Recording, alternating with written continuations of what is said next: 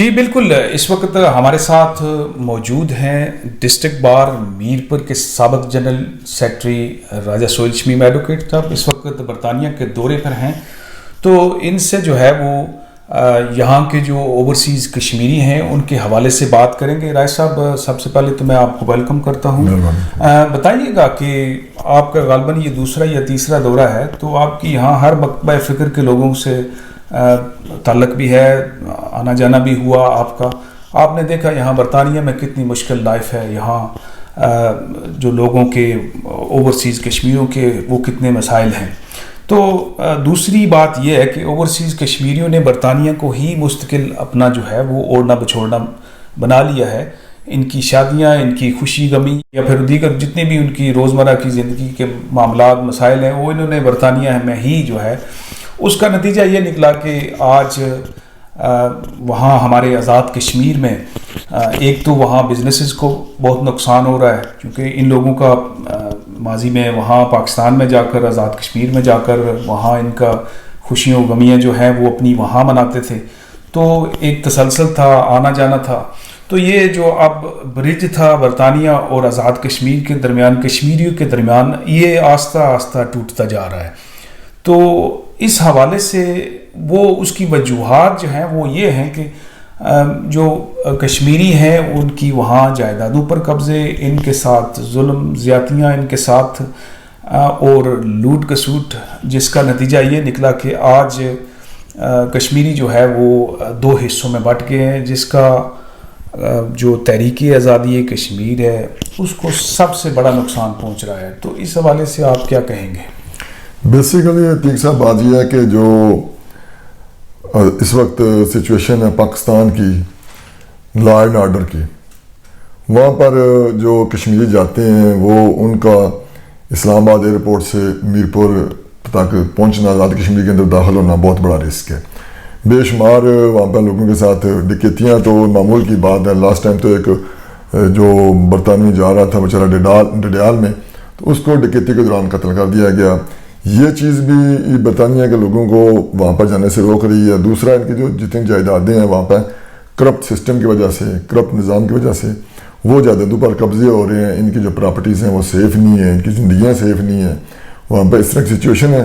اس وجہ سے یہ جو تارکین وطن ان کا رجحان وہاں پر کم ہو رہا ہے. حکومت کو چاہیے آزاد کشمیر کو کہ وہ جو آزاد کشمیر کے اندر ان کی پراپرٹیز ہیں وہ ان کی حفاظت کرے، اور جو لوگ یہاں سے جاتے ہیں ان کے جو وہاں پر لیگل مسائل ہوتے ہیں یا کسی ادارے میں جانا، ان کے لیے اوورسیز ڈیسک ہو جہاں پر سپیڈی کام ہو. اور حکومت ڈیسک موجود ہے لیکن وہ ناکارہ ہیں، وہ کام کاج کے نہیں ہیں. وہ بیسیکلی نظام کے اندر ایک انہوں نے ایک وہ بنایا ہوا ایک نشان کہ ہم کر رہے ہیں لیکن وہ کرتے نہیں ہیں. جب کوئکلی کام ہوں گے، لوگوں کو ریلیف ملے گا تو پھر تو یہ جائیں گے. دوسرا، حکومت پاکستان کو اسپیشلی کہ یا تو میرپور کے اندر ایک ایئرپورٹ ہونا چاہیے، ادروائز میرپور سے جو اسلام آباد کا سفر ہے یہ انتہائی سیف ہونا چاہیے. یہ پچھلے دنوں اخبار میں خبر آئی تھی کہ یہ اسلام آباد اور جو پنجاب کی پولیس ہے یہ ڈاکوؤں کے ساتھ شامل ہوتی ہے کشمیریوں کے لوٹنے کے لیے. تو یہ بنیادی مسائل ہیں وہاں پر. ان کی جو سیفٹی ہے، ان کی پراپرٹیز کی، ان کی صحت و سلامتی کی، اس حوالے سے کوئی قوانین جو ہیں وہ ان پر عمل درآمد نہیں ہو رہا. تو نہ حکومت کوئی اسپیشل اقدامات اٹھا رہی ہے، تو یہ رجحان کم ہو رہا ہے ان کے پاکستان جانے کا. ویسے صاحب، وہاں آزاد کشمیر سے بھی اور یہاں سے جو اوورسیز کشمیری ہیں، ان کی ایک سب سے جو بڑی شکایت ہے وہ یہ ہے کہ وہاں کی جو آفیسر شاہی ہے، بیوروکریسی ہے، وہاں کے جو سرکاری ملازمین ہیں وہ آفس کے اوقات کار میں سوشل میڈیا پر بیٹھے وقت ضائع کرتے ہیں، جس کی وجہ سے وہاں جو جانے والے لوگ ہیں یا سائلین ہیں ان کو اپنے کام کاج کروانے میں ایک بہت بڑا چیلنج ہوتا ہے. تو آیا جو وہاں کا قانون ہے آزاد کشمیر کا، اس میں کوئی اس حوالے سے کوئی قوانین موجود ہیں کہ ان لوگوں کو آفس کے اوقات کار میں روک کر لوگوں کے کام کاج کی طرف جو ہے وہ لگایا جائے؟ وہاں پہ وقتاً حکومت آزاد کشمیر نے یہ نوٹیفیکیشن جاری کیے ہیں کہ دوران جو ہے ڈیوٹی کے دوران کوئی بھی سرکاری ملازم سوشل میڈیا یا موبائل یوز استعمال نہیں کرے گا. لیکن بدقسمتی کی بات یہ ہے کہ جو لوگ یہ آرڈر جاری کرتے ہیں وہ خود بھی اس کو یوز کرتے ہیں دوران ڈیوٹی. میں نے یہاں پہ برطانیہ میں دیکھا کہ جو لوگ یہاں پہ کام کرتے ہیں نا وہ اپنے کام کو اپنی ڈیوٹی کو انجوائے کرتے ہیں. جو ہمارے پاکستان اور آزاد کشمیر کے اندر ہیں جو چند لوگوں کو چھوڑ کے جو اکثریت ہے وہ سمجھتے ہیں کہ ہم لوگ احسان کر رہے ہیں اور بہت بڑا کوئی مشکل ٹائم سے گزر رہے ہیں. جب تک ہر ملازم یا ہر آفیسر اپنی ڈیوٹی کو اپنا فرض سمجھ کر ادا نہیں کرے گا، اپنے کام کو انجوائے نہیں کرے گا، تب تک لوگوں کو ریلیف نہیں مل سکے گا. تو اس حوالے سے جو نوٹیفیکیشن جن اداروں نے گورنمنٹ نے کیے ہوئے ہیں کہ یہ سوشل میڈیا استعمال نہیں کریں گے، پولیس نے بھی لاسٹ ٹائم کیا تھا، آئی جی صاحب نے بھی، لیکن اس پر عمل درآمد نہیں ہے. عمل درآمد نہیں ہے. اچھا، لیکن راج صاحب ایک چیز اور ہے، وہ بڑا ہی عام سوال ہے.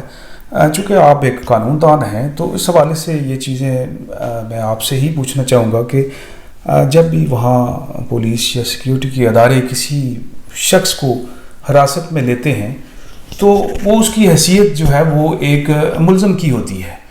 تو اس کی عدالتوں میں لے کر جانے سے پہلے یا اس پر ٹرائل ہونے سے پہلے اس کا میڈیا ٹرائل شروع کر دیا، اس کی تصاویر اتار کر سوشل میڈیا پر ڈال دی جاتی ہیں، جس سے نہ صرف اس بندے کی جو ہے وہ اس کے حصول انصاف میں رکاوٹ بنتے ہیں، بلکہ اس کی جو عزت ہے وہ بھی، اس کے خاندان کی عزت جو ہے اس کو بھی اچھالا جاتا ہے. تو اس حوالے سے کوئی قوانین وہاں موجود ہیں یا کوئی حکومت اس طرح کی کوئی ان کی روک تھام کے لیے کوئی اقدامات یا پولیس کے ادارے یا جو اعلیٰ بیوروکریسی ہے اس حوالے سے کوئی اقدامات اٹھا رہی ہے؟ قوانین تو وہاں پر موجود ہیں. جو ہمارے آزاد کشمیر میں احتساب ایکٹ ہے، یہ بیسیکلی جو نیب ہے موسٹلی اسی کو اڈاپٹ کیا گیا. تو اس میں بھی ایک سیکشن ہے، سیکشن 40 ہے غالباً، کہ اس میں بھی ہے کہ جب تک ملزم جو احتساب گرفتار کرتا ہے جب تک وہ ثابت نہ ہو جائے مجرم، تب تک اس کے خلاف یا اس کی گرفتاری کی خبر بھی اخبارات میں نہیں دی جا سکتی. لیکن یہاں پر روز ملزم گرفتار ہوتے ہیں تو ان کے خلاف خبریں آتی ہیں، ان کا میڈیا ٹرائل کیا جاتا ہے. پاکستان میں بھی آپ نے دیکھا ہوگا ماضی سے لے کر تاحال کوئی نیب کسی کو گرفتار کرتا ہے تو اس کی خبریں جناب ٹی وی پر بھی آتی ہیں، موبائل فون پر بھی آتی ہیں، اخبار میں بھی آتے ہیں. یہ ویسے بیسیکلی یہ جو انسان کے بنیادی حقوق ہیں ان کی خلاف ورزی بھی ہے، اور جو مروجہ قوانین ہیں ان کی خلاف ورزی بھی ہے. اس میں جو متاثرہ لوگ ہیں وہ عدالتوں میں جا کے چارہ جوئی کر سکتے ہیں، لیکن یہ لوگوں کو اویئرنیس نہیں ہے کچھ لوگوں کو.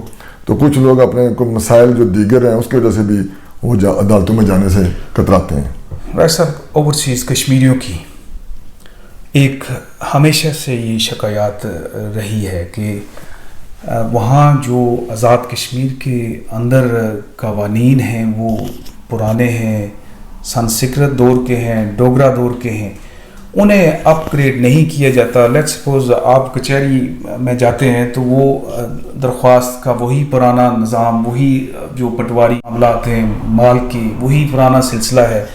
تو آپ نے دیکھا کہ یہاں کسی بندے کو بھی جو ہے بینک کے لیے جانا پڑتا ہے، نہ کچہری میں جانا پڑتا ہے، نہ کوئی اور سلسلہ ہے. یہ گھر میں بیٹھے آن لائن دور جدید کے اس جو سہولیات ہیں ان سے مزین ہو رہے ہیں.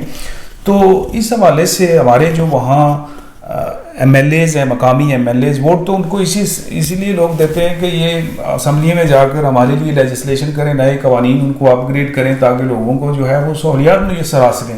لیکن بدقسمتی سے یہ لوگ وہ نلکے ٹوٹی کی سیاست کر کے لوگوں کا ٹائم ضائع کرتے ہیں اور اگلے 5 سال کے بعد پھر جو ہے وہ وہی پرانا رونا دھونا شروع ہو جاتا ہے. تو اس حوالے سے آپ کیا کہیں گے؟ بیسیکلی برطانیہ ایک ترقی یافتہ ملک ہے، پاکستان آزاد کشمیر ترقی پذیر ملک.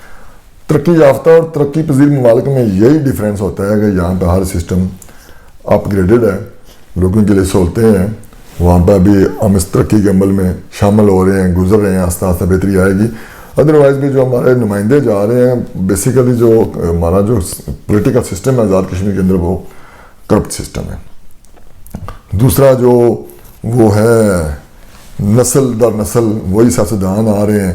30 سال سے آزاد کشمیر کے اندر بلدیاتی انتخابات نہیں ہوئے تھے، جس کی وجہ سے جو نئی لیڈرشپ ہے، جن لوگوں نے پالش ہو کے آگے آنا تھا وہ نہیں آ سکے. وہی چہرے جو 30 سال پہلے ہمارے الیکشن لڑتے تھے وہ بھی وہی آج لڑ رہے ہیں. اگر ان سے کوئی بزرگ ہو گیا، کوئی مر گیا تو اس کا بیٹا لڑ رہا ہے، اس کا پوتا لڑ رہا ہے.